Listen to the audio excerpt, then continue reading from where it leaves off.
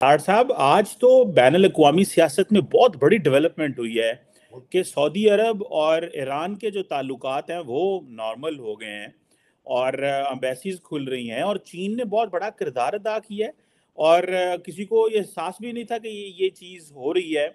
आलमी सियासत में आज नहायत ही अहम पेशरफ्त हुई है। सुन्नी और शिया इस्लाम के दो आलमी मराकज़ के दरमियान आज ताल्लुकात बहाल होने जा रहे हैं। मशरिक़ वस्ता की सियासत में बड़ी पेशरफ्त नफरतें मोहब्बतों में बदल गई। चीन की सालसी काम कर गई। ईरान और सऊदी अरब ताल्लुकात को मामूल पर लाने पर रजामंद हो गए। खज्जल करने के लिए आपको आपकी हाँ देखो ना, अल्लाह कहता है अपने नफ्स को मारो, उसमें भी पाकिस्तानी माशरा आपको आपकी मदद करता है। नमस्कार दोस्तों, सऊदी अरब और ईरान के कूटनीतिक रिश्ते बहाल हो चुके हैं।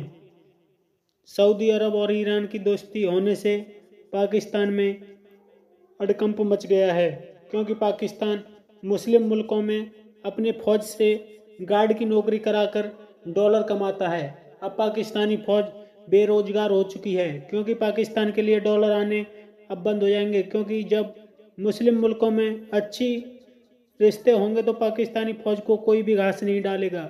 इससे पाकिस्तानी काफ़ी ज़्यादा परेशान हो चुके हैं। कि पाकिस्तान और इंडिया के लिए इसमें क्या लेसन है? आपने थोड़ी देर पहले मैं देखें दो चीजें चाहता हूं, अगर आई एम सॉरी उस पे, हाँ जी आप पहले करें। इसमें यह है कि पाकिस्तान और इंडिया के लिए क्या लेसन है। एक बात, क्योंकि तार साहब पाकिस्तान और इंडिया की तो मुज़ाकरात भी कोई नहीं कराता। अमेरिका ने, ट्रंप साहब ने कोशिश की, अमेरिका इंडिया ने स्नब कर दिया और पाकिस्तान ने यूएई को कहा, इंडिया ने लिफ्ट नहीं कराई। तो सऊदी अरब और ईरान तो इतने इंपॉर्टेंट है कि चाइनीज अपना रोल प्ले करना चाह रहे थे। आपको लगता है कि पाकिस्तान और इंडिया के बीच में ये इस तरह की कौन इक्वेशन में कौन रोल प्ले कर सकता है? अमेरिका की तो सुनते ही कोई नहीं है, तो आप खुद अमेरिकन फॉरेन पॉलिसी की सुन रहे कहते हैं, तो इसको आप कैसे देखते हैं? आप जो है इसमें थोड़ा सा बताएं कि कोई विंडो ऑफ होप है या अपॉर्चुनिटी है? उसमें मैं दो जाना चाहूंगा। सबसे पहले इसको इस तनाजर से देखना होगा आपको कि इंडिया और भारत के अगर रिलेशनशिप ठीक होते हैं तो तीसरी कौन सी ऐसी पार्टी है जिसको इसमें से फायदा हासिल? कोई नहीं। अगर आपके रिलेशनशिप भारत के साथ ठीक होते हैं, चाइना नाराज हो जाएगा आपके साथ। अगर आपके रिलेशनशिप अच्छा, दूसरा आपको मैंने बताया था कि अब हालात अमेरिका के इंडिया के साथ ऐसे हैं कि अब आप जो भी आपने अमेरिका से बात करनी है वो भारत से वो पूछ के आपसे बात करेंगे, क्योंकि उनका इन्फ्लुएंस इतना ज्यादा है, लॉबी इतने ज्यादा है। दूसरी एक बात सबसे बड़ी बात है, किसे आप अपने बॉर्डर से बाहर क्या जाएं, आपके अंदर ही ये विल मौजूद नहीं है भारत के साथ रिलेशनशिप बेहतर किए जाए। आपने हमेशा भारत के साथ दुश्मनी और प्रोपेगेंडा से इसके पीछे पैसा बनाया और चीफ जस्टिस ने भी मौका गवा दिया, उन्होंने जाना था। उस पर भी बात करता हूं, उस पर बात। चीमा साहब, दर हकीकत बात यह है कि आज तक आपने भारत के साथ हालात इसलिए खराब रखे हैं कि आपका डिफेंस का बजट बढ़ा है। आपने एक हवा बना के रखा है कि हम आपके अगर 7 लाख फौज ना हुई, भारत आपको खा जाएगा। अभी भारत के जहाज इस्लामाबाद के ऊपर आ जाएंगे, आज ये हो जाएगा, आज ये हो जाएगा। ये आपका हिस्सा था इसका फॉरेन पॉलिसी कि एक हवा बना के रखना है, 22 करोड़ लोगों को डराना सुबह शाम भारत से। This was your policy. अब वो पॉलिसी किस तरह खराब है? अब मैं आपसे मेरा एक क्वेश्चन करना चाहूंगा। वाजपेयी साहब यहां आए, बहुत ज्यादा पॉलिटिकल कैपिटल रिस्क पे लगा कर आए। उसके बाद मोदी साहब आए, आप सोचें कि उन्होंने कितना बड़ा पॉलिटिकल एक रिस्क लिया होगा, उसके वर्सेस आपने क्या किया? ये मेरा क्वेश्चन मार्क है आपसे। और इस वक्त आप कहते हैं कि रिलेशनशिप ठीक हो। मेरा ये क्वेश्चन मार्क ये है आपसे, आपके साथ भारत के साथ रिलेशनशिप करना आपकी जरूरत है या भारत की जरूरत है? आपकी जरूरत है, भारत को जरूरत नहीं है। आपकी भारत की तो जरूरत ही नहीं है आप। तो आप इस वक्त अगर मुझे ये बताएं, आपकी जो इस वक्त पॉलिटिकल या डिफेंस की जो सिचुएशन है, कौन है बंदा जो आपको तो मेरा क्वेश्चन है 22 करोड़ लोग, आपको चला कौन रहा है? किसी को कोई पता नहीं। वजीर आजम 2 हैं, सूबे 4 हैं, अपने अपने वो कामों में लगे, वो फेडरेशन की बात मानते ही नहीं। बॉर्डर आपके सारा दिन तालिबान फैर मारते हैं। आप मुझे ये बताएं, आप अपने इंटरनल फैसले नहीं कर पा रहे, एक्सटर्नल किस तरह करेंगे आप फैसले? हाँ ये है, अगर भारत आपको ये कहे कि हम आपको डॉलर दे देंगे तो आप सारे चले जाएंगे वहां। भारत आपको ये कहे जी आ जाओ आप, तो हम लंदन में दुबई में आपको पैसे दे देंगे तो आप देखेंगे फौरन सारे चले जाएंगे शाम तक। लेकिन वो नहीं देते, वो क्यों? जरूरत नहीं उनको, उनको क्या जरूरत है आपकी? तो दर हकीकत असल में ये कौमियत, आपको सबसे पहले कौमियत चाहिए, फिर एक कौमी लीडर चाहिए जो पाकिस्तानी हो, जो जिसको पता हो पाकिस्तान की जरूरतें क्या है। तो भारत से दालें लाएंगे तो कितनी सस्ती पड़ेंगी, ऑस्ट्रेलिया से दालें लाएंगे तो कितनी महंगी पड़ रही, लेकिन वो कौन करेगा? वो लीडर करता है। लेकिन लीडर कौन? कितने लीडर है आपके? सारे लीडर जो हैं जिनके बच्चे सारे लंदन बैठे हैं, प्रॉपर्टियां सारी लंदन में। मैं तो उनको लीडर ही नहीं कहता, ये तो लुटेरे हैं, ये तो लूटने वाला अलायंस है। और जज देख लें, सारे हर जज का लड़का जो जज या भतीजा एमपीए है या दामाद एमपीए, हर जज का। ये कौन सी पिछड़ी, यही हालत आपकी एस्टेब्लिशमेंट की।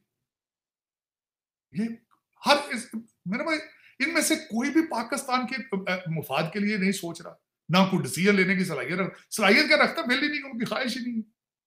आईएमएफ के पीछे पड़े हैं क्योंकि इन्हें डॉलर और पाउंड चाहिए लंदन के लिए और अपने टोरंटो दुबई के प्रोजेक्ट्स के लिए। इन्हें आम पाकिस्तानी के लिए कोई दुख दर्द नहीं। और मैं गारंटी कर दूं आपको आईएमएफ का पैकेज चाहिए नहीं, जितना पैसा आपके पास मौजूद है। देखिए ना, श्रीलंका को उन्होंने फौरन दे दिया जो पैसा चाहिए था, क्योंकि उन्हें पता है कि ये अपनी किस्मत ठीक कर लेंगे। आपके ऊपर उन्हें एतमाद ही नहीं, क्योंकि उन्हें पता है यहाँ पे बैठ के उनको टिम हॉर्टन की स्टोरियां नजर नहीं आ रही, उनको केएफसी के प्रोजेक्ट नजर नहीं आ रहे। आपकी जो लंदन में प्रॉपर्टियां, आपका क्या ख्याल है आईएमएफ वालों को, गोरों को नहीं पता, नाक में रोटियां डाल रहे हैं। उन्हें पता नहीं खान साहब के बच्चे कहाँ हैं, उन्हें पता नहीं है कि नवाज शरीफ कहाँ बैठा है, उन्हें पता नहीं जरदारी साहब के बाहर कहाँ प्रोजेक्ट चल रहे हैं। कौन सी ढकी चुकी बात? एस्टेब्लिशमेंट के जो रिश्वतों के रेट उन्हें नहीं पता। आपका क्या ख्याल है अमेरिकन एम्बेसी को खबर नहीं जाती हो?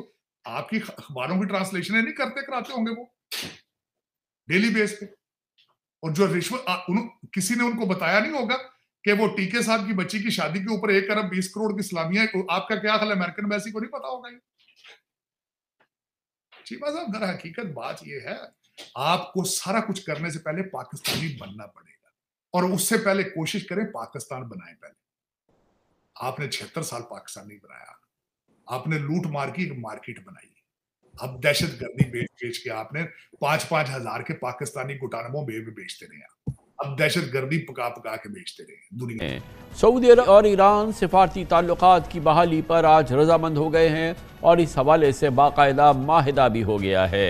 दोनों ममालिक में दहाइयों से इख्तलाफात जारी थे और 7 साल कब्ल सिफारती ताल्लुकात भी मुनक़ता हो गए थे, जब सऊदी अरब ने ईरान के जय्यद शिया आलिम को फांसी दे दी थी और वो उस अमल में तेहरान में अवाम ने सऊदी सिफारत खाने पर धावा बोल दिया था। दोनों ममालिक के दरमियान इख्तलाफात दूर कराने में खबरें हैं कि चीन ने मरकज़ी किरदार अदा किया है और सदर शी जिनपिंग ने कलीदी किरदार। ये माहिदा पिछले 5 रोज़ से बीजिंग में जारी मुज़ाकरात के बाद सामने आया।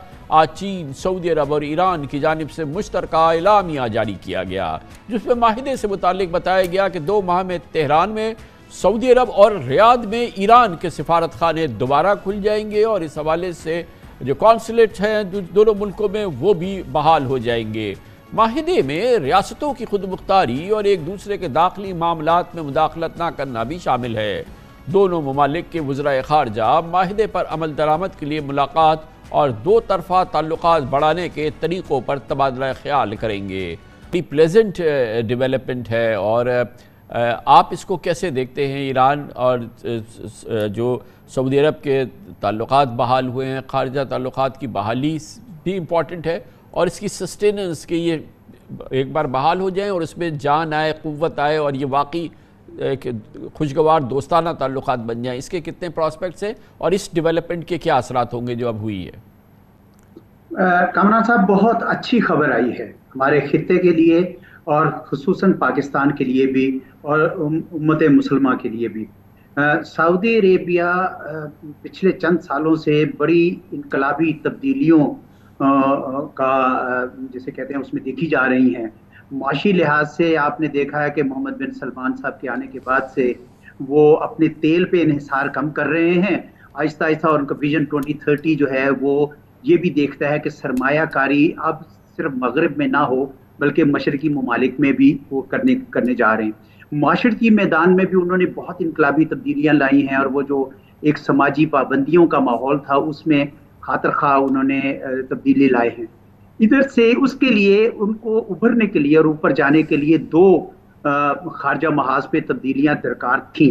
पहली तो ये है कि वो सऊदी यानी जो अपने सिक्योरिटी के अपने तहफ़्फ़ुज़ के लिए इतने सालों से वो अमेरिका पे उनका इन्हिसार था, उसको वो अब कम करके दूसरी जो कुव्वतें हैं जिस तरह चीन है, रूस का आपने जिक्र किया, और भी उनके साथ वो बढ़ाना चाह रहे हैं। दूसरा वो चाहते थे कि अपने प्रोग्राम को कामयाब करने के लिए उनको इस खित्ते में जो है वो कुछ अमन का माहौल करना चाहिए।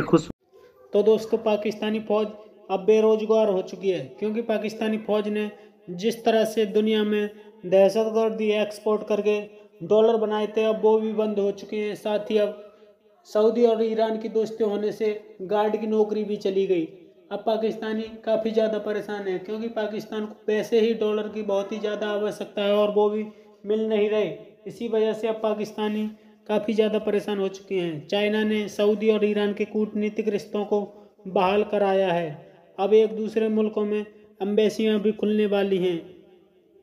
साथ ही पाकिस्तानियों का कहना है कि जब सऊदी और ईरान में रिश्ते बहाल हो सकते हैं तो भारत और पाकिस्तान में क्यों नहीं।